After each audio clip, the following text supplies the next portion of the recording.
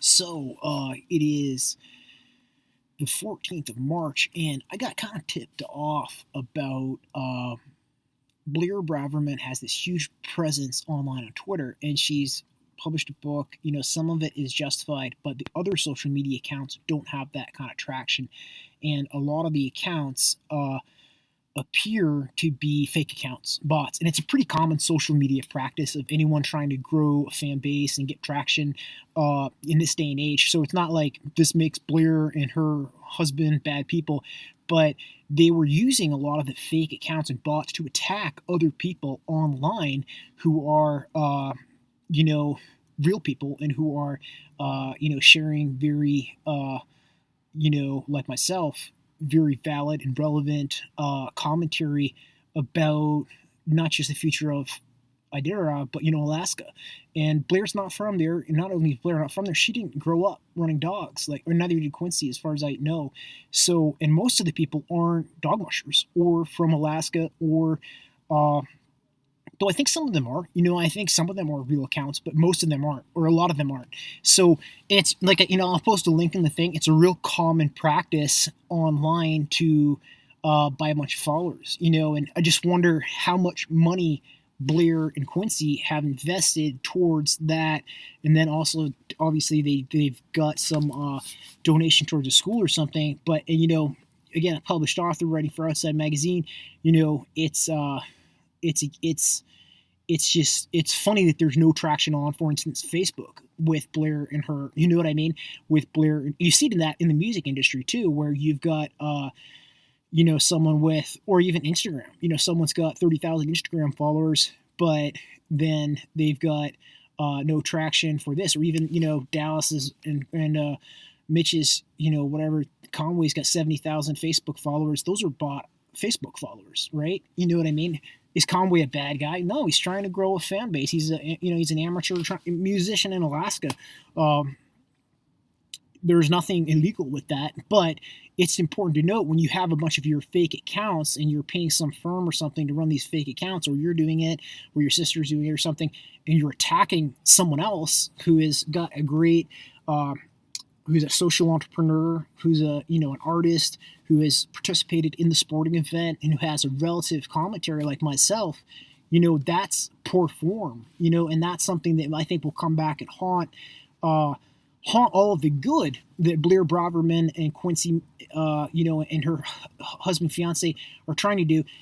When you have rule violations in a race and someone's talking about it, and then these people are potentially the ones who did it, and they're trying to silence the person who's speaking out about it, and they're trying to attack, verbally on social media with fake accounts, the person who is a real person and who is not only making constructive comments about the future of the sport, the race in Alaska, but then also making constructive commentary in terms of race analysis about different teams and their performance and why they might be performing. But then more importantly, who is just observing, this is what's happening in this race. I'm not the one snow machining the trail. You know what I mean? I'm not the one whose spouse is in the race and snow machining the trail. I didn't do that. Those guys did that. It's preventable stuff. The rules are clear. Now, if they're meeting those teams, a dog team meeting a spouse with a snow machine outside of the checkpoints, there's no race official to monitor that stuff. Yeah, you're probably doing something that's towing the line, if not directly crossing the line of, that outside assistance rule. And that's, something someone might say something about. And if you're uncomfortable with that, then you probably shouldn't be on that snow machine meeting that dog team outside of a checkpoint during a race like the Iditarod. So this is preventable stuff. But, to try to attack an American, someone who's run the race, who is totally looking at the camera, transparent, pictures online, I'm who I am. My intentions are good, and I think that's clear. Anyone who could watch my videos, who could, listen to and watch my race analysis, and also my goals with this other race, which builds off the genius of the Iditarod, the one dog class race, which we've talked about extensively. We don't need to do it here. Absolutely, I will continue to comment about that, online. And if I'm following the race, the Iditarod, and someone's doing something that's looks, whether it's someone winning the race and me saying, damn, they did a good job, or if someone, scratches, or someone, absolutely. People who are following the race, you watch the NFL Super Bowl, someone, does something, you're going to make a comment. You're a passionate football fan.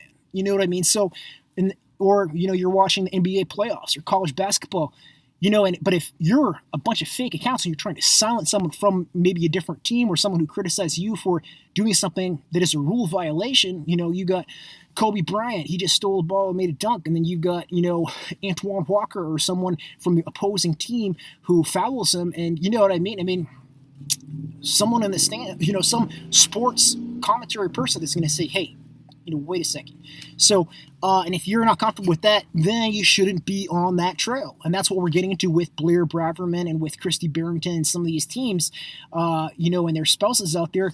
There's rules, and if maybe you guys don't need to be out there on that race if you can't handle the fact this is a public sporting event open to the public eye. And that's really the point I want to underline. And that's why I think there needs to be penalties, not just for those teams, but for, and I hope that the real fans and also the real media, who are real people who are paid to be media, can really observe this. This is a group, Blair and her husband, they've obviously got some good followers that are real.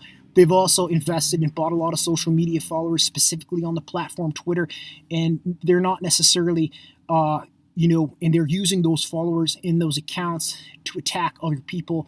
And they're also, in the actual sporting event, if not outright breaking the rule, they are certainly towing the line to push the envelope of giving the impression that they could, in different instances, break a rule. And in that way, I think they're disrespecting the sporting event and disrespecting all the people who were out there who don't have a spouse out there and who are doing it and trying to do it themselves independently, with the spirit of, the self-reliance of the gold rush and the pioneers and the natives and all of those people, and not be a lower 48 person who went to Alaska and rented a cabin and with a bunch of fake followers online. You know what I mean? And, if you don't like that sort of criticism, then you probably shouldn't be doing that thing. You know what I mean? That's how it is, in my opinion.